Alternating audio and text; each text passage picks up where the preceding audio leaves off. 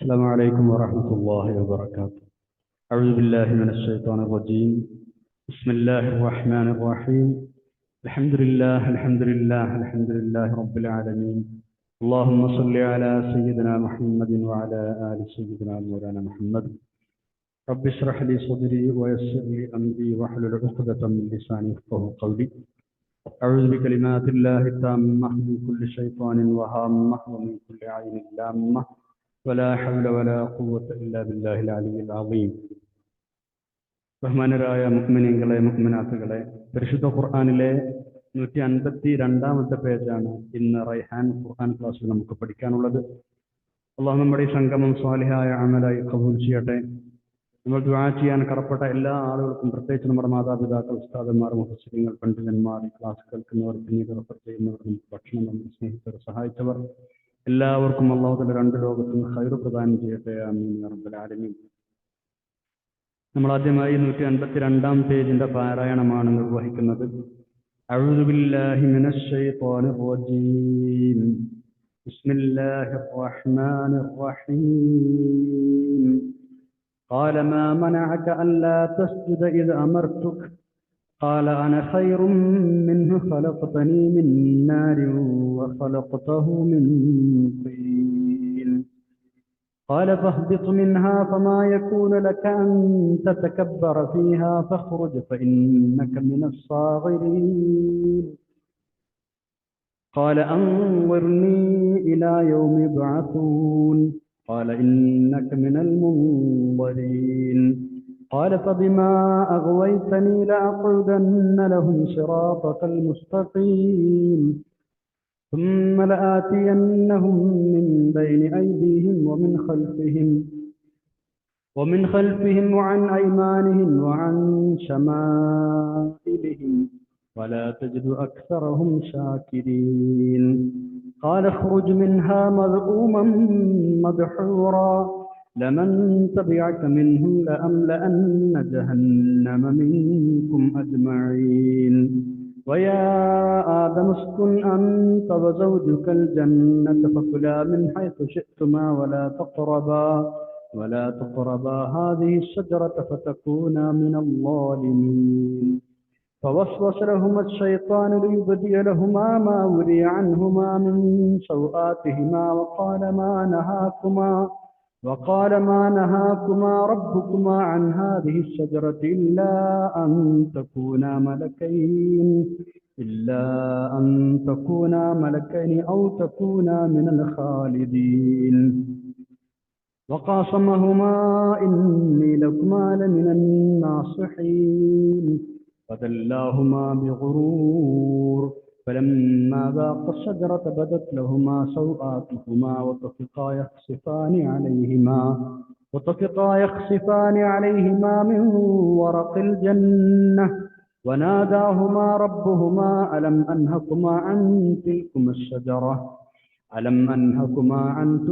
الشجرة وأقل لكما إن الشيطان لكما عدو مبين صدق الله العلي العظيم. സൂറത്തുൽ അറാഫിലെ 12 മുതൽ 22 വരെയുള്ള 11 ആയത്തുകളാണ് നമ്മൾ ഓതിവെച്ചത്. പരിശുദ്ധ ഖുർആനിൽ 8ാമത്തെ ജുസ്ഇൽ 152ാമത്തെ പേജ്. ആദം നബി അലൈഹിസ്സലാമിനെ സൃഷ്ടിച്ചതും ഇബ്ലീസിനോട് മഹാനവറുകൾക്ക് സുജൂദ് ചെയ്യാൻ ആവശ്യപ്പെട്ടതും ഇബ്ലീസ് അതിന് സമ്മതിക്കാതിരുന്നതുമൊക്കെയാണ് കഴിഞ്ഞ ക്ലാസ്സിൽ അവസാനമായി നമ്മൾ പറഞ്ഞു വെച്ചിരുന്നത്. ഇനി എന്താണ് അവൻ സുജൂദ് ചെയ്യാതിരുന്നത് എന്ന് അല്ലാഹു തആല ചോദിച്ചതും അതിന് ഇബ്ലീസ് കൊടുത്ത മറുപടിയുമാണ് ഇനി നമുക്ക് പഠിക്കാനുള്ളത്. ഇബ്ലീസ് സത്യത്തിൽ ജിന്ന് വർഗത്തിൽപ്പെട്ടവനാണ് എന്ന് പരിശുദ്ധ ഖുർആൻ തന്നെ 18ാമത്തെ അധ്യായത്തിൽ 50ാമത്തെ ആയത്തിൽ പറഞ്ഞിട്ടുണ്ട്.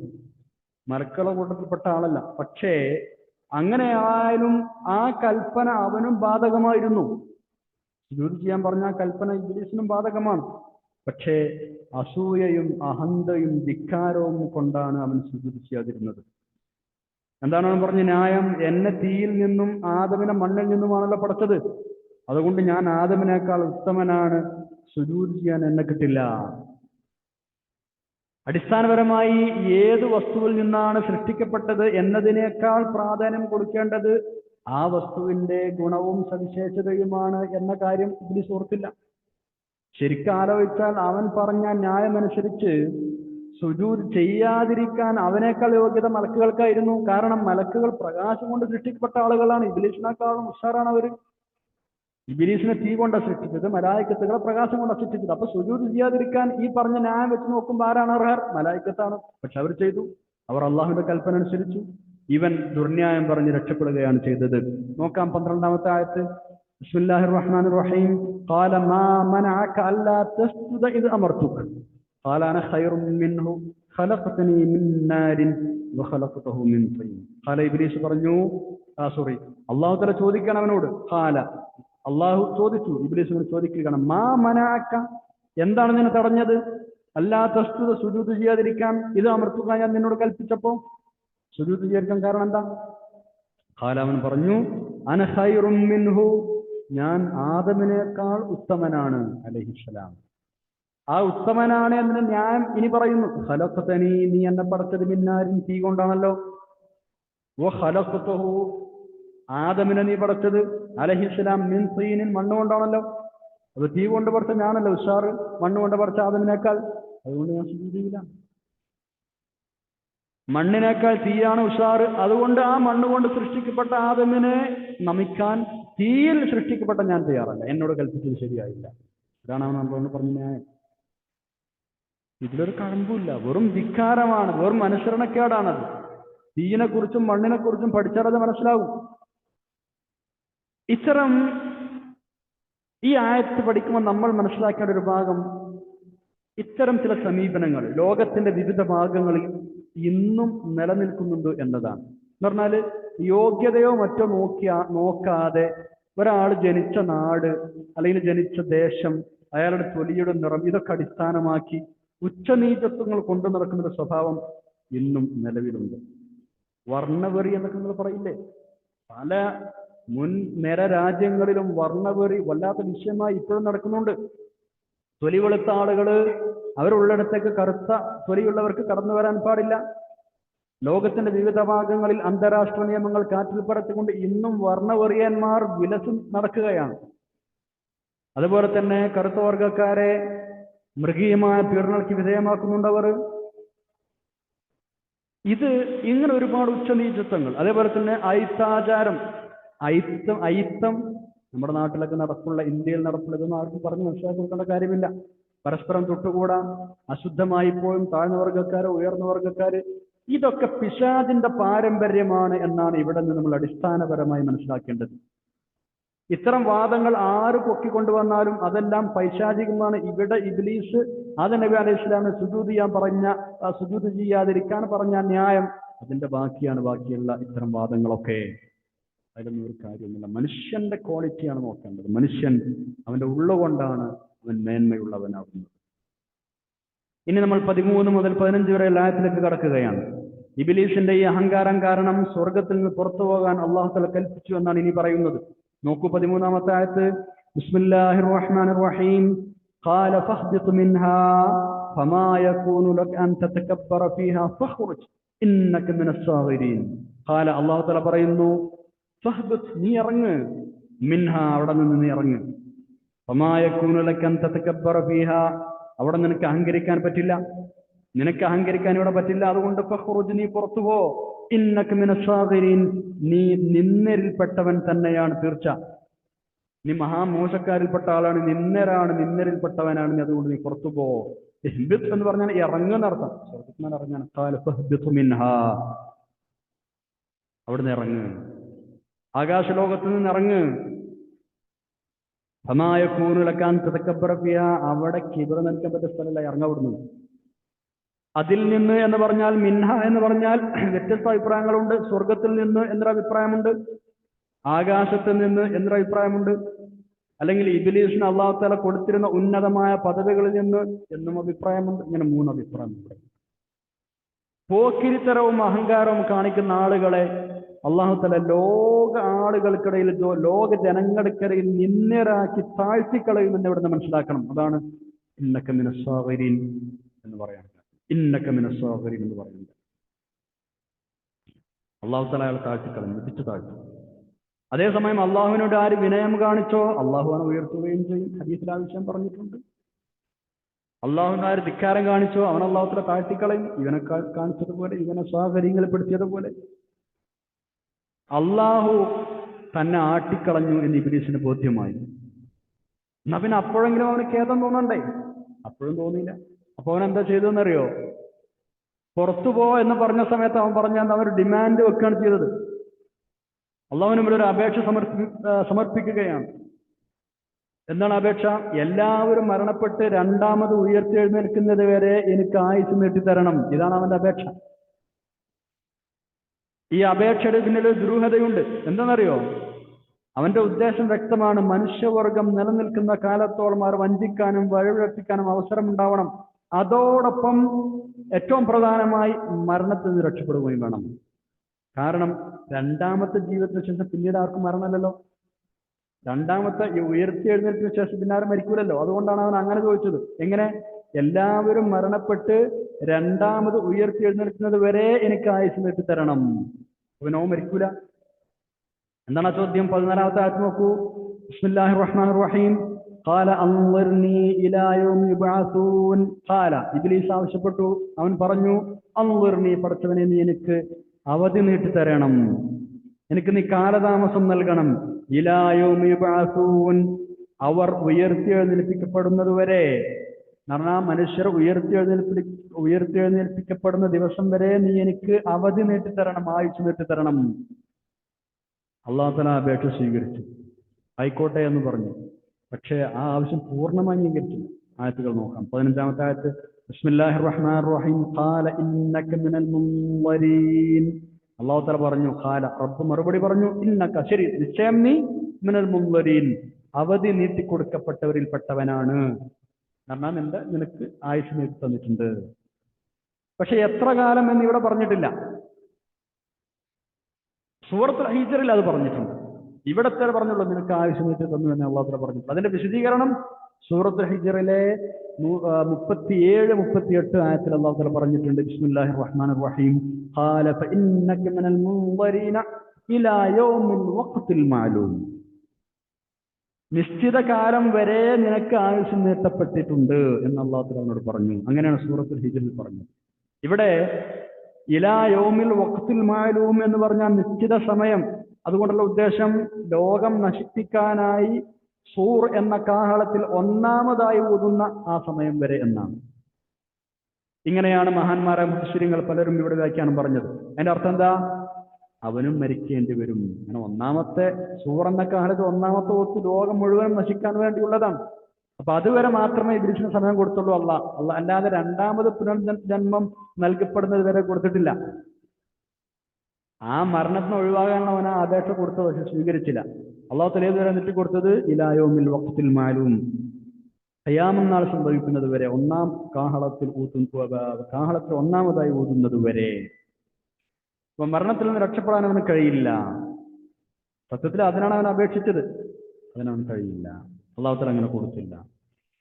ഒന്നാമത്തെ ഊത്ത് വരെ മാത്രമാണ് നീട്ടിക്കൊടുത്തത്. രണ്ടാമത്തെ ഊത്ത് വരെ നീട്ടിക്കൊടുത്തില്ല. ഇബ്നു അബ്ബാസ് റളിയല്ലാഹു അൻഹു ആ വിഷയം പറഞ്ഞിട്ടുണ്ട്. അവൻ ആവശ്യപ്പെട്ടത് രണ്ടാം ഊത്ത് വരെയാണ്, പുനരുത്ഥാന ഘട്ടം വരെയാണ്. പക്ഷെ അള്ളാഹു തആല സമ്മതിച്ചു. അള്ളാഹു അവന്റെ എല്ലാ ആവശ്യം അപ്പടി അംഗീകരിച്ചില്ലെങ്കിലും ഒന്നാമത്തെ ആവശ്യം അംഗീകരിച്ചു. കാരണം മനുഷ്യകുലം ഈ ലോകത്ത് നിലനിൽക്കുന്ന കാലത്തോളം അവരെ പഴപ്പിക്കാൻ ഉള്ള ഒരു അവസരം അള്ളാഹു തആല ഉപകരിച്ചു കൊടുത്തു. അതാണ് സാധിച്ചു. നമ്മൾ ആലോചിച്ച് നോക്കുക, എന്തിനാണ് ഇങ്ങനെ ഒരു സംഭവം ഉണ്ടായത്? ഈ ഒരു പിശാച് എന്ന് പറയുന്ന ഒരാളില്ലെങ്കിൽ നമുക്ക് എന്ത് സുഖമായിരുന്നു അല്ലേ? ആകെപ്പോ നമ്മളെ ഇടങ്ങേറിയും തെങ്ങേനെ കൊണ്ടല്ലേ. അപ്പൊ ശക്തനായ ഒരു എതിരാളി അള്ളാഹു തആല നമുക്ക് ലോകാവസാനം അവരെ നിശ്ചയിച്ചു എന്നാണ് ഇവിടുന്ന് മനസ്സിലാക്കേണ്ടത്. എന്തിനാണ് ഇങ്ങനെ ശത്രുവിനെ നിയമിച്ചത്? അള്ളാഹു കണ്ടുവച്ച വലിയൊരു നിത്യരഹസ്യം അതിന്റെ പിന്നിലുണ്ട് എന്ന് മഹാന്മാർ രേഖപ്പെടുത്തുന്നു. എന്താണ്? ഒന്ന് ആലോചിച്ച് നോക്കൂ. ഒരു മനുഷ്യനെ സംബന്ധിച്ചിടത്തോളം, അല്ലെങ്കിൽ മനുഷ്യ സമൂഹത്തെ സംബന്ധിച്ചിടത്തോളം, ആ മനുഷ്യന്റെ വിജയത്തിനും പുരോഗതിക്കും അനുകൂലമായ സാഹചര്യങ്ങൾ മാത്രമാണ് നിലവിലുള്ളത് എങ്കിൽ മനുഷ്യന്റെ ജീവിതം വെറും യാന്ത്രികമായി മാറും. നേരെ മറിച്ച് കനത്ത പ്രതികൂല സാഹചര്യങ്ങളും ശക്തരായ എതിരാളികളുമുണ്ട്. അങ്ങനെ അതിനോടൊക്കെ മല്ലിട്ട് ജീവിതം മുന്നോട്ട് കൊണ്ടുപോകുമ്പോൾ അപ്പോഴാണ് ആ മനുഷ്യന്റെ ജീവിതം ശരിയായ ഒരു സാക്ഷാത്കാരത്തിലെത്തുന്നത്. എതിരാളികളൊന്നുമില്ലാതെ ഞാൻ ജയിച്ചേ എന്നാരെങ്കിലും പറഞ്ഞു നടക്കുമോ? എതിരാളികൾ ഉണ്ടാകുമ്പോഴല്ലേ ജയം പൂർണ്ണമാവുന്നത്. മത്സരിക്കാൻ കൂടെ ആളില്ലാതെ ഞാൻ ഫസ്റ്റ് എന്നാരും പറയില്ലല്ലോ, അല്ലേ? ഏതൊരു വസ്തുവാകട്ടെ, വ്യക്തിയാവട്ടെ, അയാളുടെ കഴിവുകൾ കൂടുതൽ മാറ്റുരക്കപ്പെടുന്ന ഒരു എതിരാളിയോട് നേരിടുമ്പോഴാണ്. നമുക്കിടയിൽ തന്നെ പല ഉദാഹരണങ്ങൾ അതിനുണ്ടല്ലോ. ലോകരാഷ്ട്രങ്ങൾ ഇന്ന് പല പുതിയ പ്രതിരോധ സംവിധാനങ്ങളും ആയുധങ്ങളും കണ്ടുപിടിക്കാൻ പരിശ്രമിക്കുന്നത് എന്തിനാ? ആയുധ മേഖലയിൽ മത്സരിച്ചുകൊണ്ടിരിക്കുന്നത് എന്തിനാ? അവരുടെ എതിരാളികളെ പേടിച്ചിട്ടാണ്. അല്ലെങ്കിൽ ഓരോ വർഷവും ഭീമമായ തുക പ്രതിരോധ ആവശ്യത്തിന് വേണ്ടി നിയമിക്കുവോ, മാറ്റിവെക്കുവോ? ഇതുപോലെ തന്നെയാണ് മനുഷ്യൻ. ഇവിടെ പല നല്ല നല്ല കാര്യങ്ങളും ചെയ്ത് പരലോകത്ത് ശാശ്വതമായ ജീവിതം നയിക്കേണ്ട ആളാണ് മനുഷ്യൻ. ആ മനുഷ്യനെ അതിന് സഹായിക്കുന്ന സന്മാർഗത്തിൽ നിന്ന് വഴിതെറ്റിക്കാൻ വലിയൊരു ദുശക്തി, പിശാച് ഇവിടെ നിലനിൽക്കുന്നുവെങ്കിൽ അത് മനുഷ്യനെ കൂടുതൽ ശ്രദ്ധാലുവാക്കുകയല്ലേ ചെയ്യുക? എന്നെ അപകടപ്പെടുത്താൻ ഒരാൾ എൻ്റെ കൂടെ തന്നെയുണ്ട്, എന്റെ പരലോകം കളഞ്ഞു കുളിക്കാൻ എന്റെ പുറകെ ഒരാൾ കൂടുന്നുണ്ട് എന്നൊരു തോന്നൽ ഒരു മനുഷ്യന് എപ്പോഴും ഉണ്ടാവുമ്പോ അവൻ ശ്രദ്ധയോടെ ജീവിക്കും, ജാഗരൂകനായി ജീവിക്കും. ആ ഒരു ബോധ്യം കൂടുതൽ ഉത്സാഹത്തോടെ പരലോകത്തിന് വേണ്ടി പണിയെടുക്കാൻ അവനെ സഹായിക്കും. അതുകൊണ്ടാണ് ശക്തനായ എതിരാളിയെ അള്ളാഹുവിലൂടെ നമുക്ക് നിശ്ചയിച്ചു വന്നത്. ഇനി നമ്മൾ 16ഉം 17ഉം ആയത്തിലേക്ക് കടക്കുകയാണ്. അള്ളാഹു ഇബ്ലീസിന് ആയുഷ്കാലം നീട്ടിക്കൊടുത്തു എന്നറിയിച്ചപ്പോ എന്താണ് അവന്റെ മറുപടി എന്നറിയോ? അവൻ പറഞ്ഞ മറുപടി, ഈ മനുഷ്യവർഗം കൊണ്ടാണല്ലോ നീ എന്നെ പുറത്താക്കുന്നത്, അവർ കാരണമായിട്ടല്ല എനിക്ക് വന്ന് പുറത്തു പോകേണ്ടി വന്നത്. അതുകൊണ്ട് നേരായ മാർഗത്തിൽ പോകാൻ ഞാൻ അവരെ അനുവദിക്കുകയില്ല. അവരെ കഴിയുന്നത് പോലെ വഴിപിഴപ്പിക്കാൻ തക്കം പാർത്തുകൊണ്ടേയിരിക്കും ഞാൻ. എല്ലാ വിധേനയും വിവിധ മാർഗങ്ങൾ ഉപയോഗിച്ച് ഞാൻ അവരെ ചതിക്കും. അങ്ങനെ ഭൂരിഭാഗം മനുഷ്യരെയും നിന്നോട് നന്ദിയും കൂറുമില്ലാത്ത ആളുകളാക്കി മാറ്റിക്കളയും ഞാൻ. ഇതൊക്കെയാണ് ആ ശപിക്കപ്പെട്ടവൻ അള്ളാഹുവിനോട് പറഞ്ഞത്. അള്ളാഹുവിനോടുള്ള നന്ദികളിൽ നിന്നാണല്ലോ എല്ലാ അവിശ്വാസവും ദുർമാർഗവും ഉടലെടുക്കുന്നത്. നോക്കൂ 16ഉം 17ഉം ആയത്തുകൾ. ബിസ്മില്ലാഹിർ റഹ്മാനിർ റഹീം. ഖാല ഫബിമാ അഗ്വൈതനി ലഅഖഉദന്ന ലഹും സിറാത്തകൽ മുസ്തഖീം. ഖാല, ഇബ്ലീസ് പറഞ്ഞു, ഫബിമാ അഗ്വൈതനി, നീ എന്നെ വഴിതെറ്റിച്ചത് കാരണം, ലഅഖഉദന്ന, നിശ്ചയമായും ഞാൻ ഇരിക്കും, ഞാൻ കാത്തിരിക്കും, ലഹും, മനുഷ്യർക്ക്, അവർക്ക് വേണ്ടി ഞാൻ കാത്തിരിക്കും, സിറാത്തകൽ മുസ്തഖീം, നിന്റെ നേരായ വഴിയിൽ, നിന്റെ സിറാത്തുൽ മുസ്തഖീമിൽ ഞാൻ അവരെ കാത്തിരിക്കും. നീ എന്നെ പഴപ്പിച്ച് ഇവിടുന്ന് പുറത്താക്കണുണ്ടല്ലോ മനുഷ്യൻ കാരണമായി, ആ മനുഷ്യരെ പഴപ്പിക്കാൻ വേണ്ടി ലഅഖഉദന്ന ലഹും, ഞാൻ അവർക്ക് വേണ്ടി കാത്തിരിക്കും. എന്നിട്ടോ എന്നിട്ട് ലആതിയന്നഹും, ഞാൻ അവരുടെ അടുത്തേക്ക് ചെല്ലും, മിൻ ബൈനി ഐദീഹിം, അവരുടെ മുമ്പിലൂടെ, വമിൻ ഖൽഫിഹിം, അവരുടെ പിറകിലൂടെ, വഅൻ ഐമാനിഹിം, അവരുടെ വലതുവശത്തുകൂടെ, വഅൻ ശമാഇലിഹിം, അവരുടെ ഇടതുവശത്തുകൂടെ, എല്ലാ ഭാഗത്തുകൂടെയും ഞാൻ അവരത്തേക്ക് ചെല്ലും, അവരെ ഞാൻ പേഴ്പ്പിക്കാൻ വേണ്ടി ചെല്ലും. അങ്ങനെ വലാ തജിദു അക്സറഹും ശാകിരീൻ, അവരിൽപ്പെട്ട ബഹുഭൂരിഭാഗം ആളുകളെയും നന്ദി കാണിക്കുന്നവരായി നിനക്ക് കാണാൻ കഴിയില്ല, നിന്നോട് കൂറില്ലാത്ത ആളുകളാക്കി മാറ്റും ഞാൻ. ഇതാണ് പിശാച് പറയുന്നത്. മുന്നിലൂടെയും പിന്നിലൂടെയും വലതും ഇടതും എന്നൊക്കെ പറഞ്ഞത് സാധ്യമാകുന്ന എല്ലാ വഴികളിലൂടെയും മനുഷ്യനെ പഴപ്പിക്കാൻ ശ്രമിക്കുമെന്നാണ്. പല വേഷത്തിൽ വരും, പല രൂപത്തിൽ വരും. വ്യാമോഹങ്ങൾ ജനിപ്പിക്കുക, വാഗ്ദാനങ്ങളും ഭീഷണികളും നൽകുക, സൽക്കർമ്മങ്ങൾ ചെയ്യാതെ അത് മറപ്പിച്ചു കളയുക, ദുഷ്കർമ്മങ്ങൾക്ക് പ്രേരണ നൽകുക, മോശം കാര്യങ്ങൾ ഭംഗിയാക്കി തോന്നിപ്പിച്ചു കൊടുക്കുക, നല്ലത് ചീത്തയായി ചിത്രീകരിക്കുക, പരലോക ജീവിതം നിഷേധിപ്പിക്കുക, സംശയിപ്പിക്കുക, ഭൗതിക സുഖ സൗകര്യങ്ങളിൽ അമിതമായ മോഹം ജനിപ്പിക്കുക, ഇങ്ങനെ പല വഴികളിലൂടെയും അവൻ നമ്മളെ പിഴപ്പിക്കാൻ ശ്രമിച്ചുകൊണ്ടേയിരിക്കുന്നു. നല്ലോണം ശ്രദ്ധിക്കണം. അവൻ നമ്മളെ പിന്നാലെ 1000 പ്രാവശ്യം കൂടിയിട്ട് നമ്മൾ അവന് വഴിപ്പെട്ടില്ല നോക്കുക. എന്നാൽ 1001 വട്ടം വരാൻ അവർ മടിക്കൂല. ആ ചങ്ങാതിന്റെ പിന്നാലെ 1000 വട്ടം ഞാൻ നടന്നു, ഓൻ കേൾക്കണില്ല, അതുകൊണ്ട് ഞാൻ അവന്റെ പിന്നാലെ പോകില്ല എന്ന് പറയില്ല. 1001 വട്ടം അവൻ ശ്രമിക്കും. നമ്മൾ നന്നായി ശ്രദ്ധിക്കണം. അവൻ ഈ കാര്യത്തിൽ എക്സ്പീരിയൻസ് ഉള്ള ആളാണ്. ഒരുപാട് കാലമായി ഇത് പണി ഈ പണി ചെയ്തുകൊണ്ടേയിരിക്കുന്ന ആളാണ് അവൻ. മനുഷ്യനുണ്ടായിരുന്നത്. നമ്മൾ ഈ ഭൂമിയിൽ പുതിയ ആളായിരിക്കും, പക്ഷെ അവൻ പഴയ ആളാണ്. അതുകൊണ്ട് അവൻ എക്സ്പീരിയൻസ് ഉണ്ട്. അവന്റെ ആകളെ നീയത്ത് നമ്മൾ നശിച്ചു കാണണമെന്നാണ്. അതുകൊണ്ട് നമ്മൾ ശ്രദ്ധിക്കണം. അവന് നമ്മളെ കാണാൻ, നമുക്ക് അവനെ കാണില്ലല്ലോ. അവനൊരുപാട് സഹായികൾ അവനെ സഹായിക്കാൻ ആ വിഷയത്തിലുണ്ട്. ലഅഖഉദന്ന ലഹും സിറാത്തക്കൽ മുസ്തഖീം. അവിടെ പ്രത്യേകം ശ്രദ്ധിക്കണം, നിന്റെ നേരായ വഴിയിൽ ഞാൻ അവർക്ക് വേണ്ടി കാത്തിരിക്കുമെന്ന. കള്ളിഷാപ്പിന്റെ മുന്നിൽ മാത്രമല്ല അവൻ വന്നിരിക്കുക, പള്ളിയിൽ തന്നെ വന്നിരിക്കും നമ്മളെ ഈ ഭാഗത്തുകൾ ഫിത്നയാക്കാൻ. നേരായ വഴിയിലാണ് അവിടെ ഉണ്ടാവുക. അതാണല്ലോ 16-ാമത്തെ ആയത്ത് പറഞ്ഞു തരുന്നത് അല്ലേ. ചിലപ്പോൾ നല്ലോണം നിസ്കരിക്കാൻ പറയും, പഠിക്കാനാക്കൂല. ഇബാദത്ത് നല്ലോണം ചെയ്തെന്ന് പറയും, അതിന്റെ മസലകളും നിയമങ്ങളും പഠിക്കാൻ നമ്മൾ അനുവദിക്കൂല. എന്നാൽ പിന്നെ അത് ബാത്തിലാവുമല്ലോ നമ്മൾ നിസ്കാരം. പിന്നെ നമ്മൾ പറയേണ്ട കാര്യമില്ല, വെറും ഇബാദത്തിന് ഇങ്ങനെ പ്രേരിപ്പിച്ചുകൊണ്ടിരിക്കും. സാധ്യമായ എല്ലാ വഴികളും നോക്കും പഠിപ്പിക്കാൻ. തെറ്റാണെങ്കിലും അതിനെ നല്ല വശം പറഞ്ഞു തരും. ബീർ അത് കുടിച്ചോ, അത് തടിക്ക് നല്ലതാണ്, 2 വീശിക്കോ, ടെൻഷനൊക്കെ പമ്പ കിടക്കും, കരളി കത്തിപ്പോകുന്നത് ആരെങ്കിലും പറഞ്ഞു തരുമോ? ഇല്ലല്ലോ. നല്ലത് പറഞ്ഞു തരും. തൗബയെ കുറിച്ച് കുറേ വാഴ പറഞ്ഞു തരും. എന്തിന്? തെറ്റ് ചെയ്യാൻ പ്രേരിപ്പിക്കാൻ. ഇപ്പോഴല്ലേ ചാൻസ് ഉള്ളൂ, ഇനി കിട്ടൂലട്ടോ, കുറച്ച് കഴിഞ്ഞ് തൗബ ചെയ്യാലോ, അതുകൊണ്ട് ഇപ്പം നന്നായിട്ട് തെറ്റ് ചെയ്തോ, കുറേ കഴിഞ്ഞിട്ട് തൗബ ചെയ്താൽ മതി. ഇങ്ങനെ എല്ലാ വഴികളും നോക്കും. ചിലപ്പോ അങ്ങനെ പഴപ്പിക്കുന്നത് മനുഷ്യ പിശാചുക്കളായിരിക്കും. എന്നാൽ നമ്മളെ തന്നെ കൂടെ നടന്ന് പഴപ്പിക്കുന്ന ആളുകൾ. ചിലപ്പോൾ നമ്മുടെ ഭാര്യ മക്കളാവാം, മാതാപിതാക്കളാവാം. എന്തെങ്കിലും നല്ല കാര്യത്തിന് പൈസ കൊടുക്കാൻ ഒരുങ്ങുമ്പോഴേ ഉമ്മാന്റെ ഭാഗത്തുനിന്ന്, വാപ്പാന്റെ ഭാഗത്തുനിന്ന്, പെണ്ണുങ്ങളുടെ ഭാഗത്തുനിന്ന്, മക്കളുടെ ഭാഗത്തുനിന്ന് അതിന് പൈസ കൊടുക്കണ്ട, അങ്ങനെ കൊടുത്താൽ പിന്നെ ഞങ്ങൾക്ക് ചെലവിന് അല്ലെങ്കിൽ മക്കളെ കെട്ടിക്കാൻ, വീട് വെക്കാൻ പൈസ എവിടെ? അല്ലെങ്കിൽ ആ വാപ്പാനെ, ആ സാധുവിനെ ലോൺ എടുക്കാൻ പ്രേരിപ്പിക്കും വീട്ടുകാർ, ഹറാമിലേക്ക് പ്രേരിപ്പിക്കുകയാണ്. എന്ത് ചെയ്തിട്ടാലും വേണ്ട, ഞങ്ങൾക്കും വേണം, ആ അപ്പുറത്ത് വീട്ടിൽ അതില്ല, ഇപ്പുറത്ത് വീട്ടിൽ ഇതില്ല, ഞങ്ങൾക്ക് ആ സൗകര്യം വേണം, ഈ സൗകര്യം വേണം. ലോൺ എടുത്തിട്ടാണെങ്കിലും കടം വാങ്ങിയിട്ടാണെങ്കിലും ഇത് എന്തായാലും ശ്രദ്ധിച്ചേ പറ്റൂ, അല്ലെങ്കിൽ നിങ്ങൾ ലോൺ എടുത്തേ പറ്റൂ എന്നൊക്കെ പറഞ്ഞ് ഹറാമിലേക്ക് തള്ളിവിടുന്ന എത്ര ആളുകളുണ്ട്. അപ്പൊ ഇതൊക്കെ വിവിധ രൂപങ്ങളാണ്, പിശാചി പഴപ്പിക്കുന്ന വിവിധ രൂപങ്ങളാണ്. 2 കൂട്ടരും പിശാചുണ്ടെന്ന് നമുക്കറിയാം. മനുഷ്യ പിശാചുക്കളുമുണ്ട്, ജിന്നുകളിലെ പിശാചുക്കളുമുണ്ട്. അങ്ങനെ നമ്മൾ അവന്റെ കൂടെ കൂടിയാലോ നമ്മൾ കുടുങ്ങിപ്പോവും. അവൻ രക്ഷപ്പെടുത്താൻ ഉണ്ടാവില്ല. നമ്മൾ കുടുങ്ങുന്ന സമയത്ത് രക്ഷപ്പെടുത്താൻ അവന് വരൂല. അവൻ ഒഴിഞ്ഞു മാറും എന്ന് ഉറപ്പാണ്. സൂറത്ത് ഇബ്രാഹിമിൽ അല്ലാഹു 22-ാമത്തെ ആയത്തിൽ ആ വിഷയം പറഞ്ഞിട്ടുണ്ട്, നമ്മൾ മുമ്പ് സൂചിപ്പിച്ചിട്ടുണ്ട്. എല്ലാ കാര്യങ്ങളും തീരുമാനമായി കഴിയുമ്പോൾ നരകത്തിൽ ചെന്നിട്ട് ആൾക്കാർ അവനെ ആക്ഷേപിക്കുമ്പോൾ ഇബ്ലീസ് പറയും, നിങ്ങൾ എന്നെ കുറ്റം പറയണ്ട, ഞാൻ നിങ്ങളെ വിളിച്ചപ്പോൾ എന്തിനാണ് നിങ്ങൾ എന്റെ കൂടെ പോകുന്നത്? ഫലാ തലൂമൂനി വലൂമൂ അൻഫുസകും എന്ന ആയത്തിലില്ലേ, എന്നെ കുറ്റം പറയണ്ട, നിങ്ങൾ നിങ്ങളെ കുറ്റം പറഞ്ഞാൽ മതി.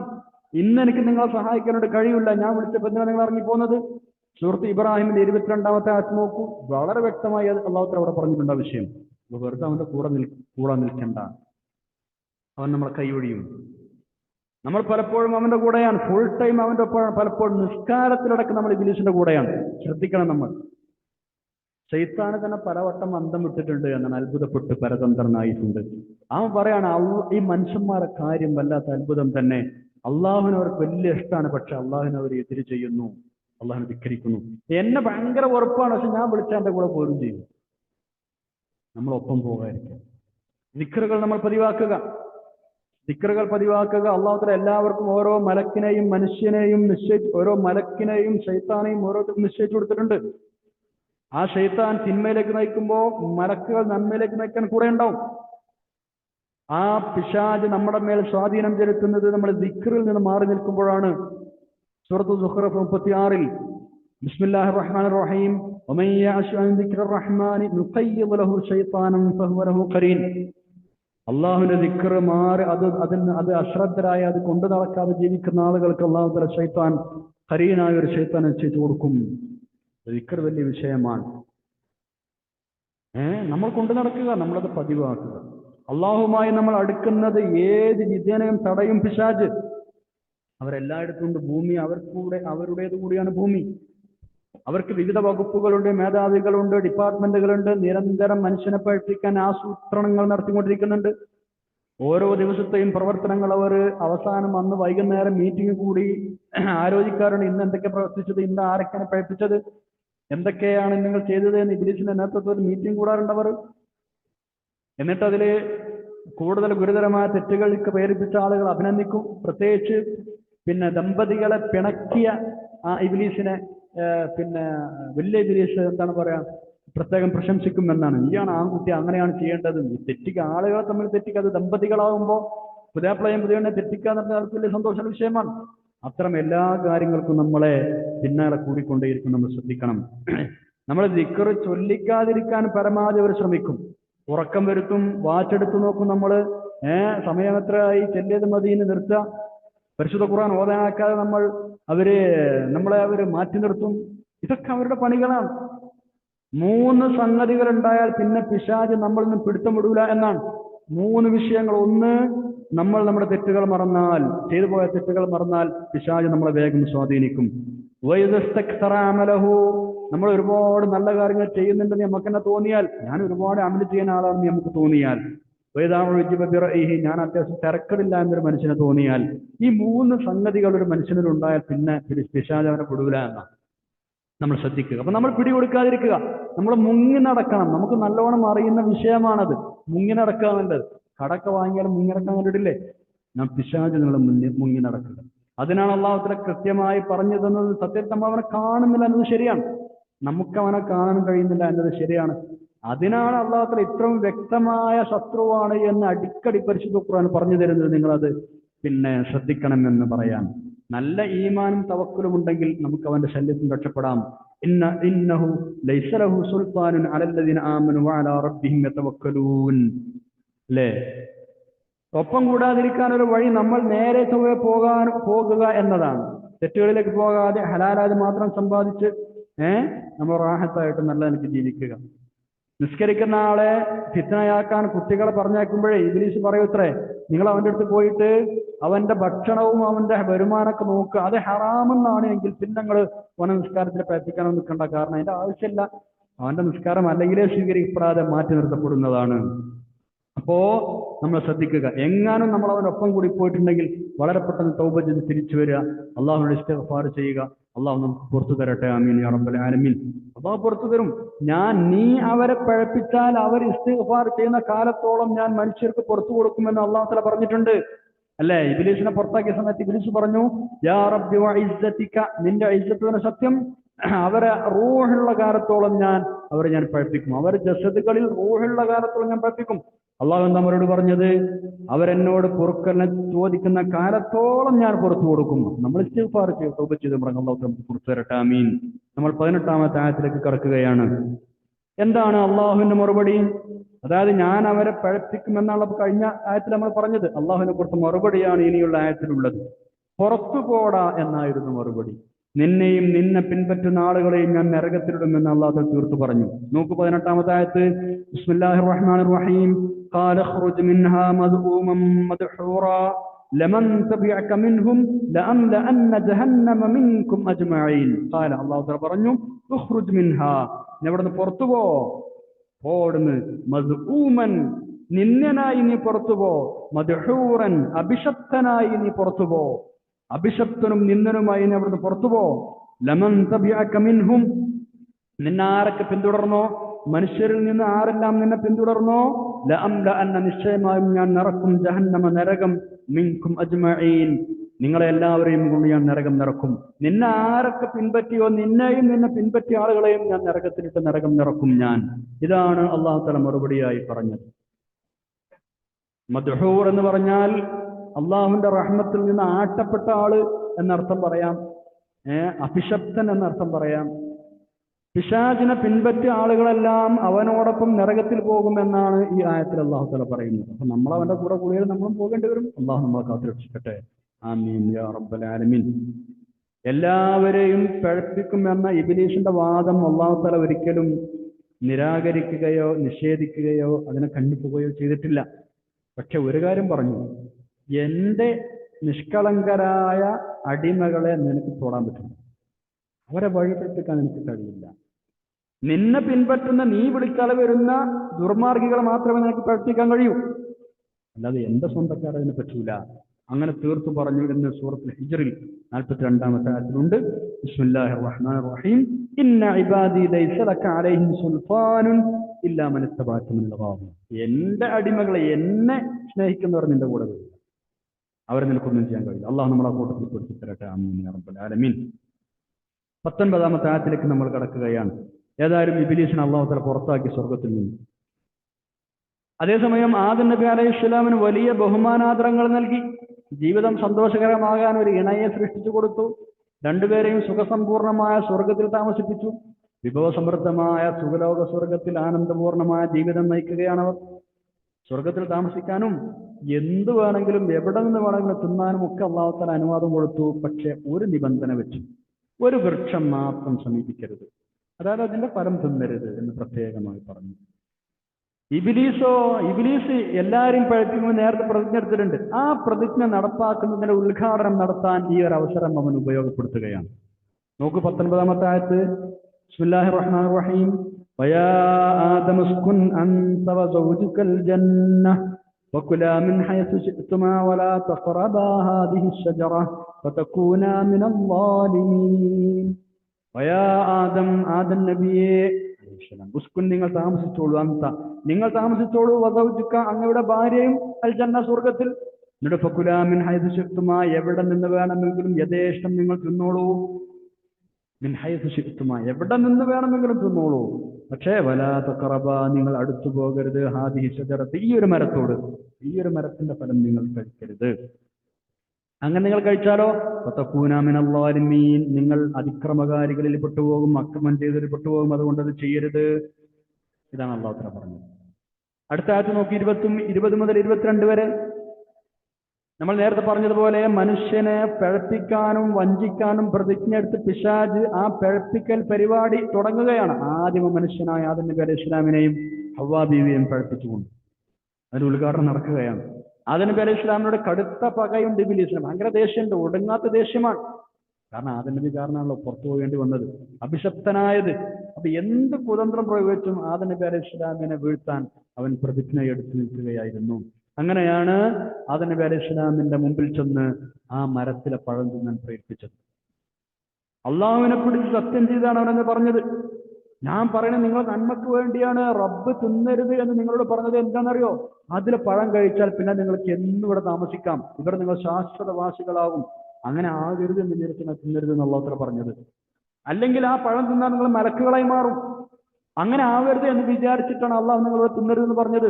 ഞാനീ പറഞ്ഞത് സത്യമാണ്, ഞാൻ നിങ്ങളുടെ ഗുണകാംക്ഷിയാണ്, ഉപദേശകനാണ്, സത്യം സത്യം എന്ന് പറഞ്ഞിട്ട് ഇബ്ലീസിന് ആദം നബി അലൈഹി ഇസ്ലാമിന് മുമ്പിൽ വന്നിട്ട് ഇബ്ലീസ് ഈ കാര്യങ്ങളൊക്കെ ഇങ്ങനെ പറയാണ്. അപ്പൊ ഈ ആദം നബി അലൈഹി ഇസ്ലാം അങ്ങനെ ആലോചിച്ച് പഠിച്ചോന്, സർവശക്തനായ അള്ളാഹുവിനെ മുൻനിർത്തി ഒരു മനുഷ്യനും ഇങ്ങനെ സത്യമല്ലാത്തത് പറയില്ലല്ലോ, ഒരാളും അങ്ങനെ പറയില്ലല്ലോ. അപ്പൊ ഇബ്ലീസ് അള്ളാഹിനെ കുറിച്ച് സത്യത പറഞ്ഞത് ശരിയെന്നതായിരിക്കും. ആദം നബി അലൈഹി ഇസ്ലാമിന് അത് ഊഹിക്കാൻ പോലും പറ്റുന്നില്ല. അള്ളാഹുവിന്റെ പേര് പറഞ്ഞ് ഒരാളെ നുണ പറയാ എന്നുള്ളത് ഊഹിക്കാൻ പോലും കഴിയുന്നില്ല. കള്ളസത്യം ചെയ്യാൻ ഊഹിക്കാൻ പോലും കഴിയുന്നില്ല. അപ്പൊ സത്യമായിരിക്കുമെന്ന് വിചാരിച്ചിട്ട് ആദം നബി അലൈഹി ഇസ്ലാം ഒരു തവണ അള്ളാഹുവിന്റെ കൽപ്പന മറന്നുപോയി, അങ്ങനെ അവന്റെ കണിയിൽ വീണു. നോക്കൂ 20-ാമത്തെ ആയത്ത്. ബിസ്മില്ലാഹിർ റഹ്മാനിർ റഹീം. ഫവസ്വസ ലഹുമു ശൈത്വാനു ലിയുബ്ദിയ ലഹുമാ മാ ഉരിയ അൻഹുമാ മിൻ സൗആതിഹിമാ വഖാല മാ നഹാകുമാ റബ്ബുകുമാ അൻ ഹാദിഹി ശജറതി ഇല്ലാ അൻ തകൂനാ മലക്കൈനി ഔ തകൂനാ മിനൽ ഖാലിദീൻ. ഫവസ്വസ ലഹുമു ശൈത്വാൻ അങ്ങനെ പിശാച് അവരിൽ ദുഷ്പ്രേരണ ചെലുത്തി, വസ്വാസുണ്ടാക്കി, ദുർബോധനം നടത്തി. എന്തിനാണ് അങ്ങനെ നടത്തിയത്?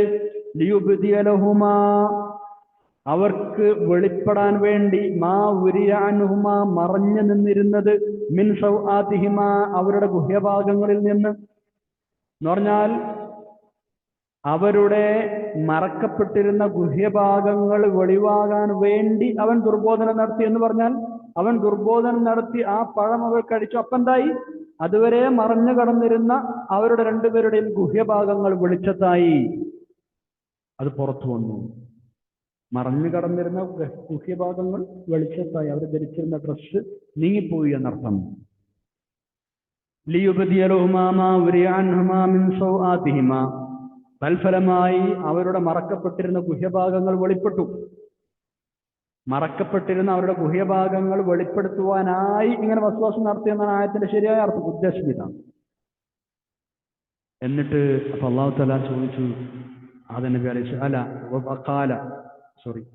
ഇബ്ലീസ് പറയാണ്, ആദം നബി അലൈഹി സ്വലാമിനോട് പറയാണ്, വസ്വാസം നടത്തിയിട്ട് പറയാണ്, എന്ത്?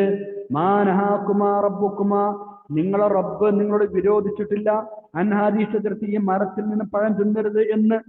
ഇല്ലാ അൻ തകൂന മലക്കൈനി നിങ്ങൾ രണ്ടുപേരും മലക്കുകളായി പോയുമോ എന്ന് പേടിച്ചിട്ടല്ലാതെ നിരോധിച്ചിട്ടില്ല. എന്ന് പറഞ്ഞാൽ നിങ്ങൾ രണ്ടുപേരും മലക്കുകളാകുമോ എന്നു കരുതിയാണ് നിങ്ങൾ തിന്നണ്ട എന്ന് പറഞ്ഞത്.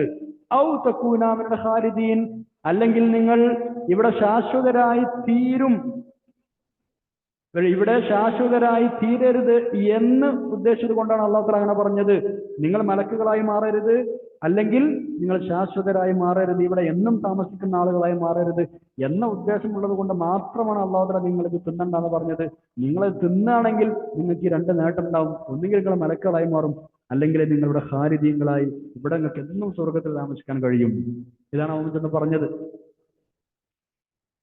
മനസ്സിലായല്ലോ ആയത്തിന്റെ അർത്ഥം? നിങ്ങൾ ഇരുവരും വഖാല മാ നഹാകുമാ റബ്ബുകുമാ അൻ ഹാദിഹി ശജറത്തി ഇല്ലാ അൻ തകൂനാ മലക്കൈനി ഔ തകൂനാ മിനൽ ഖാലിദീൻ. നിങ്ങൾ ഇരുവരും മലക്കുകളോ ശാശ്വതവാസികളോ ആയിത്തീരുന്നത് ഉദ്ദേശിച്ച് മാത്രമാണ് റബ്ബി വൃക്ഷത്തിൽ നിന്ന് നിങ്ങൾ തടഞ്ഞത് എന്നവൻ അവരോട് പറയുകയും ചെയ്തു. ഇവിടെ അല്ലാഹു തആല അടുക്കണ്ട എന്ന് പറഞ്ഞ ആ മരം ഏതായിരുന്നു, അല്ലെങ്കിൽ ആ തിന്ന പഴം ഏതായിരുന്നു? അതുവരെ അവർ നഗ്നത മറക്കാൻ ഉപയോഗിച്ചിരുന്ന വസ്ത്രം ഏത് ടൈപ്പായിരുന്നു? ഇതിനെക്കുറിച്ചൊക്കെ പണ്ഡിതന്മാർക്കിടയിൽ വിവിധ അഭിപ്രായങ്ങളുണ്ട്. ഏതായാലും ആദം നബി അലൈഹി സ്വലാമിനും ഹവ്വാ ബീവിക്കും പ്രകാശം കൊണ്ടുള്ള ഒരു തരം സ്വർഗീയ വസ്ത്രമുണ്ടായിരുന്നു എന്നും പഴം കഴിച്ചതോടുകൂടി ആ വസ്ത്രം നീങ്ങിപ്പോയി എന്നും മഹാന്മാരായ മുഫസ്സിറുകൾ രേഖപ്പെടുത്തിയിട്ടുണ്ട്. ഹദീസുകളിൽ ആവശ്യം വന്നിട്ടുണ്ട്. ലിയുബ്ദിയ ലഹുമാ മാ ഉരിയ അൻഹുമാ മിൻ സൗആതിഹിമാ. സൗഅത്ത് എന്ന് പറഞ്ഞാൽ മറ്റുള്ളവർ കാണുന്നത് ലജ്ജയും അനിഷ്ടവുമായി കരുതപ്പെടുന്നതിനൊക്കെ പറയും. ആദം നബി അലൈഹി സ്വലാമിന്റെ ഒരു മകൻ തന്റെ സഹോദരനെ കൊലപ്പെടുത്തിയ സംഭവം വിവരിച്ചപ്പോ കൊല്ലപ്പെട്ട മൃതദേഹത്തെ ഉദ്ദേശിച്ച് അവന്റെ സഹോദരന്റെ സൗഅത്ത് എന്ന് സൂറത്തുൽ മാഇദ 31 പ്രയോഗിച്ചിട്ടുണ്ട്. അത് ഈ അർത്ഥത്തിലാണ്. ഇവിടെ സൗആതിഹിമ എന്ന് പറഞ്ഞത് അവരുടെ ഗുഹ്യസ്ഥാനം അഥവാ നഗ്നത എന്നാണ് ഉദ്ദേശം. മുഫസ്സിരീങ്ങൾ അത് വ്യക്തമായി പറഞ്ഞിട്ടുണ്ട്. അവരുടെ നഗ്നത വെളിപ്പെടുത്തുവാൻ വേണ്ടി പിശാച് ദുർമന്ത്രണം നടത്തി, അല്ലെങ്കിൽ ദുർബോധനം നടത്തി എന്ന് പറഞ്ഞൊരു താല്പര്യം ആ ദുർമന്ത്രത്തിന്റെ ഫലമായി അത് വെളിപ്പെട്ടു എന്നാണ്. അല്ലെങ്കിൽ അള്ളാഹുവിന്റെ കൽപ്പന ലംഘിച്ച് അത് തിന്നാൽ ഗുഹ്യസ്ഥാനം വെളിപ്പെടുമെന്ന് പിശാചിന് നേരത്തെ അറിയാമായിരുന്നു എന്നും അങ്ങനെ വെളിപ്പെടാൻ വേണ്ടി അവനത് ചെയ്തു എന്നും ആകാം. നമ്മൾ അടുത്ത ആയത്തിലേക്ക് കടക്കുന്നു, 21-ാമത്തെ ആയത്തിലേക്ക്. ബിസ്മില്ലാഹിർ റഹ്മാനിർ റഹീം. വഖാസമഹുമാ ഇന്നി ലകുമാ ലമിനൻ നാസിഹീൻ. ഇത് പറഞ്ഞിട്ട് നിങ്ങൾ ഈ പഴം കഴിച്ചാൽ ഒന്നെങ്കിൽ ഇവിടെ ശാശ്വതരായി താമസിക്കാം, അല്ലെങ്കിൽ മലക്കുകളാവാം എന്ന് പറഞ്ഞിട്ട് അവൻ പറഞ്ഞു വഖാസമഹുമാ. ആദം നബിയോടും ഹവ്വാ ബീവിയോടും അവൻ സത്യം ചെയ്ത് പറഞ്ഞു. എന്താ സത്യം ചെയ്ത് പറഞ്ഞത്? ഇന്നി ലകുമാ ലമിനൻ നാസിഹീൻ. നിശ്ചയമായും ഞാൻ നിങ്ങളുടെ ഗുണകാംക്ഷികളിൽപ്പെട്ട ആളാണ്. നിങ്ങൾ നേരായി കാണുന്ന ആഗ്രഹമുള്ള ആളാണ്. അത് നാസിഹ എന്ന് പറഞ്ഞ ഗുണകാംക്ഷി എന്നാണ് അർത്ഥം. അത് സത്യം ചെയ്ത് അള്ളാഹിനെ പറ്റി സത്യം ചെയ്ത് പറഞ്ഞു. അള്ളാഹുവിന്റെ പേരിൽ സത്യം ചെയ്ത് പറഞ്ഞത് മാത്രമല്ല, അത് ശക്തമായ സത്യമായിരുന്നു എന്നാണ് ഇവിടെ പറയുന്നത്. അതാണ് ഖാസമ എന്ന പദം അള്ളാഹു ഉപയോഗിച്ചത്. ആ സത്യം ചെയ്യുന്നതിന്റെ സ്വഭാവം അങ്ങനെയാണ്. ശരിക്ക് അഖ്സമ എന്ന് പറഞ്ഞാൽ തന്നെ സത്യം ചെയ്തു എന്നർത്ഥം. ആ പദം പ്രയോഗിക്കാതെ അറബി ഭാഷ പ്രകാരം മുഫാഅലത്തിന്റെ വസ്ന്, അതായത് ഖാസമ ഫാഅല എന്ന വസ്ന് പ്രയോഗിച്ചത് കൂടുതൽ മുബാലഗത്തിന് വേണ്ടിയാണ്, കൂടുതൽ ശക്തി കിട്ടാൻ വേണ്ടിയാണ്. ആ സത്യം ശബ്ദം ഗൗരവമുള്ള ശബ്ദമായിരുന്നു എന്ന് ദ്യോതിപ്പിക്കാനാണ് മുഫസ്സിറുകൾ പറയുന്നത്. അപ്പൊ നന്നായി ആദം നബിയുടെ മുമ്പിൽ സത്യം ചെയ്ത് പറഞ്ഞു എന്നർത്ഥം. ഇബ്നു അബ്ബാസ് റളിയല്ലാഹു അൻഹു പറയാണ്, ഈ സത്യം ചെയ്തത് ഇങ്ങനെ വളരെ കണിശമായി സത്യം ചെയ്ത് രണ്ടുപേരെയും അവൻ വഞ്ചനയിൽപ്പെടുത്തി. അള്ളാഹുവിനെ കൊണ്ട് വെറുതെ ആരും സത്യം ചെയ്യുകയില്ല എന്നാണ് ആദം നബി അലൈഹി സ്വലാം വിചാരിച്ചിരുന്നത്. പക്ഷേ ആ ഒരു വിചാരമാണ്, അല്ലെങ്കിൽ ആ ഒരു നല്ല വിചാരമാണ് ആദം നബി അലൈഹി സ്വലാമിനെ ഇവന്റെ ചതിയിൽ വീഴ്ത്തിയത്. ഇനി അടുത്ത ആയത്ത് നോക്കി, 22-ാമത്തെ ആയത്ത്. എന്നിട്ട് എന്താണ് സംഭവിച്ചത് എന്നാണ് ഇനി പറയുന്നത്. ഇഷാദിന്റെ സത്യമൊക്കെ കേട്ട് ആ ഒരു വഞ്ചനയിൽ കുടുങ്ങി അള്ളാഹു തിന്നരുത് എന്ന് പറഞ്ഞ വൃക്ഷത്തിലെ പഴം കഴിച്ചപ്പോ എല്ലാ സുഖസന്തോഷങ്ങളും നഷ്ടപ്പെട്ടു. അവർക്ക് അനുഭവപ്പെട്ട ഒന്നാമത്തെ മോശത്തരം അതുവരെ ഉണ്ടായിരുന്ന സ്വർഗീയ വസ്ത്രം നഷ്ടപ്പെട്ടു എന്നാണ്. മാനം മറക്കാൻ അവർ ഇലകൾ പറിച്ച് അവിടെ വെക്കേണ്ട അവസ്ഥ വന്നു. ഇലകൾ ആശ്രയിക്കേണ്ടി വന്നു മാനം മറക്കാൻ. അവസാനം തെറ്റുബോധ്യമായി ഖേദിച്ചു മടങ്ങിയിട്ടുണ്ട്. ആദം നബി അലൈഹി ഇസ്ലാമിന്റെ സന്തതികളായ മനുഷ്യർക്ക് ഒരു പാഠമായിട്ടാണ് ഈ കഥ അള്ളാഹു തആല വിവരിക്കുന്നത്. നിങ്ങളെ ആദിപിതാവിനെ അവൻ വഴിപിഴപ്പിച്ചതുപോലെ നിങ്ങളവൻ വഴിപിഴപ്പിക്കാതിരിക്കട്ടെ. അങ്ങനെ നിങ്ങൾ അവൻ പറഞ്ഞത് കേട്ടാൽ നിങ്ങൾക്ക് പല അനർത്ഥങ്ങളും വന്നേക്കാം. അവസാനം സുഖസന്തോഷത്തിന്റെ വീടായ സ്വർഗം വരെ നിങ്ങൾക്ക് അവൻ നഷ്ടപ്പെടുത്തിയേക്കാം എന്നൊക്കെയാണ് അള്ളാഹു തആല ഈ സംഭവം പറഞ്ഞ് നമ്മൾ ഉണർത്തുന്നത്. 22-ാമത്തെ ആഴ്ച നോക്കൂ. ബിസ്മില്ലാഹിർ റഹ്മാനിർ റഹീം. ഫദല്ലാഹുമാ ബിഗുറൂർ ഫലമ്മാ ദാഖ الشجرة بدت لهما سوآتهما وطفقا يخصفان عليهما من ورق الجنة فناداهما ربهما ألم أنهكما عن تلكما الشجرة وأقل لكما إن الشيطان لكما عدو مبين فدلاهما بغرور. അങ്ങനെ അവർ രണ്ടുപേരെയും വഞ്ചനയിലൂടെ കബളിപ്പിച്ച് താഴോട്ടിറക്കി. ഫദല്ലാഹുമ, അവർ രണ്ടുപേരെയും അവൻ താഴോട്ടിറക്കി. ബിഗുറൂറിൻ, വഞ്ചിച്ച്. ഫലമ്മാദാഖ അവർ രണ്ടുപേരും ആ മരത്തിലെ പഴം രുചിച്ചപ്പോ ബദത്, വെളിപ്പെട്ടു. ലഹുമ, അവർക്ക് സൗആതുഹുമ, അവരുടെ നഗ്നത വെളിപ്പെട്ടു, അവരുടെ ഗുഹ്യസ്ഥാനങ്ങൾ വെളിപ്പെട്ടു, പ്രത്യക്ഷപ്പെട്ടു. വതഫിഖാ യഖ്സിഫാനി അലൈഹിമാ മിൻ വറഖിൽ ജന്ന, സ്വർഗത്തിലെ ഇലകൾ പറിച്ചു വെച്ച് അവർ അത് മറക്കാൻ ശ്രമിച്ചു തുടങ്ങി. വതഫിഖാ, അവർ തുടങ്ങി. യഖ്സിഫാനി അലൈഹിമാ, അവരുടെ നഗ്നതയുടെ മേൽ പറിച്ചു വെക്കാൻ തുടങ്ങി. മിൻ വറഖിൽ ജന്നത്തി, സ്വർഗത്തിലെ ഇലകൾ പറിച്ചു വെച്ച് അത് മറക്കാൻ അവർ ശ്രമം തുടങ്ങി. അല്ലാഹു തആല അവരെ വിളിച്ചു ചോദിക്കുന്നു. വനാദാഹുമാ റബ്ബുഹുമാ, അവരുടെ രക്ഷിതാവ് അവരെ വിളിച്ചു ചോദിക്കുകയാണ്. അലം അൻഹകുമാ, നിങ്ങളോട് വിരോധിച്ചിട്ടില്ലായിരുന്നോ? അൻ തിൽകുമ ശജറത്തി, ആ മരത്തെക്കുറിച്ച് നിങ്ങളോട് അല്ലാഹു തആല വിരോധിച്ചിട്ടില്ലായിരുന്നോ?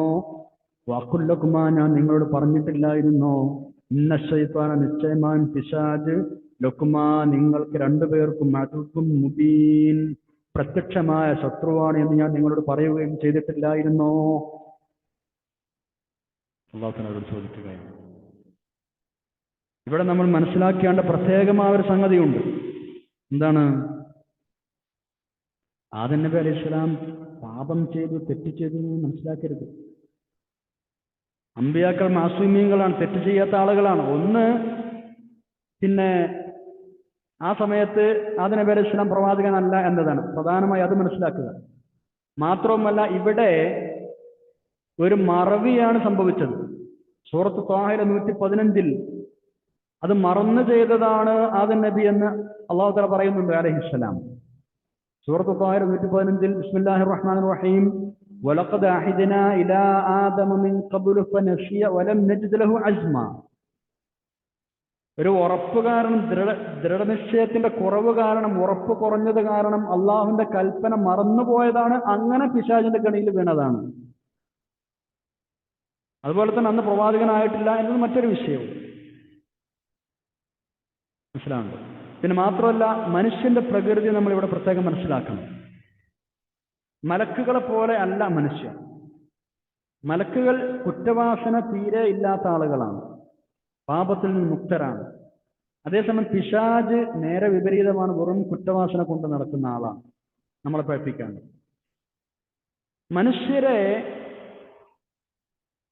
മനുഷ്യർ രണ്ടിനും സാധ്യതയുള്ള ഒരു പ്രകൃതി വിശേഷത്തോടെ അല്ലാഹു തആല പഠിച്ചത്. അതായത് മലക്കുകളെ പോലെ നല്ല ഗുണവിശേഷങ്ങളും അവരിലുണ്ട്, എന്നാൽ പിശാചിനെ പോലെ തെറ്റിലേക്ക് പോകാനുള്ള സാഹചര്യങ്ങളും ഉണ്ട്. ഈ രണ്ട് സ്വഭാവങ്ങളും, രണ്ട് പ്രകൃതി വിശേഷവും മനുഷ്യനുണ്ട്. സത്യത്തിന്റെ വഴിയിൽ, നല്ല വഴിയിൽ അടിയുറച്ചു നിന്ന് അങ്ങനെ ജീവിച്ചു മുന്നേറി മലക്കുകളെക്കാൾ ഉന്നതമായ സ്ഥാനത്തേക്ക് ഉയരാനും മനുഷ്യന് കഴിയും. അതേപോലെ തന്നെ തോന്നിവാസങ്ങളിൽ മുഴുകി തനി തമ്മാടിയായി ജീവിച്ച് പൈശാചികതയിലേക്ക് അധപ്പതിക്കാനും മനുഷ്യന് കഴിയും. ഇതാണ് മനുഷ്യന്റെ പ്രകൃതി.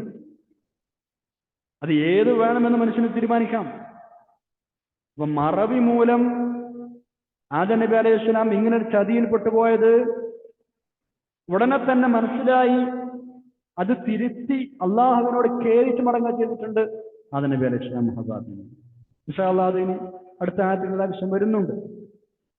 അപ്പൊ ഇത് പ്രത്യേകമായി സാന്ദർഭികമായി ഇവിടെ മനസ്സിലാക്കണമെന്ന് ഓർമ്മിപ്പിക്കുകയാണ്.